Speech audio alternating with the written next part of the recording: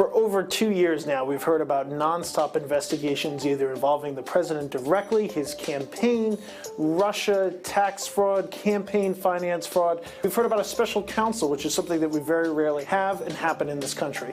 Going back to before President Trump was even elected, the idea that the Russians were starting to interfere or were actually interfering in the 2016 election started to become known. After James Comey was fired, certain people that were in the Justice Department, including the Attorney General at the time, had connections to either the Trump campaign, to Russia, or both. And so it was decided in a very rare decision to have a special counsel appointed. And that's Robert Mueller. Robert Mueller's had a very specific focus, and it's to look into not only the Russian interference effort in 2016, but whether or not there was any sort of connection at all to the Trump campaign or to the president himself. One of the things that Robert Mueller has focused on as it relates to Russia is not only the possible links to the Russian government and President Trump, but also some of the things that people in his orbit have said about it, including his former personal attorney, Michael Cohen. Michael Cohen pleaded guilty this past November to lying to Congress about an effort to build a hotel or a condominium in Moscow. The third kind of prong of this that has raised a lot of questions is Trump's campaign chairman at the critical juncture of the summer of 2016 during the election. And that's Paul Manafort, and that's also under Robert Mueller. The money that he was able to take in from a pro-Russian candidate in Ukraine, his business ties abroad, all sorts of bank and tax fraud that Paul Manafort has pleaded guilty to. And Paul Manafort is going to be going to jail for this. And several investigations actually spawned out of Robert Mueller's case. And since they weren't specific to his focus, they ended up going to other prosecutorial offices, including federal prosecutors here in New York City. They're in the Southern District of New York is what it's called. One of the things they've been looking at is campaign finance violations and the president's former personal attorney, Michael Cohen. In April of 2018, one of the biggest headlines to come out of all the investigations involving the president is that his attorney had been searched. One of the reasons that we know that they were looking into that is these campaign finance violations that have to do with hush money payments to two women who have alleged affairs with the president, affairs that the White House and the president has strongly denied.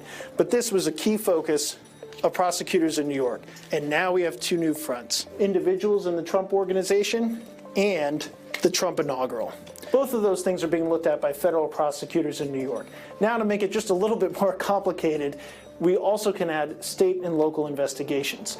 And since a lot of this happened in Manhattan, the Manhattan District Attorney, led by Cy Vance, is also looking into some of these charges.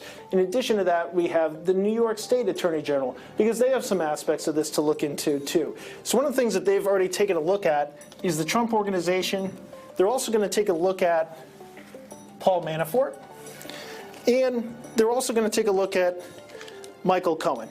In addition to all of this, we have congressional investigations being led in the House as well as the Senate. There's various committees within the House and Senate who have oversight of the Russian election interference and the president's interactions from a law enforcement standpoint, as well as campaign finance violations and some of the other things that we've discussed today.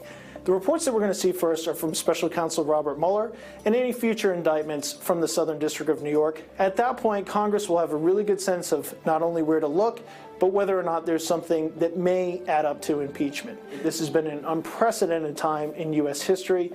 Have special counsel, both chambers of Congress, local investigations, federal investigations outside of the special counsel, all surrounding this president, this administration, and some of his now former closest advisors.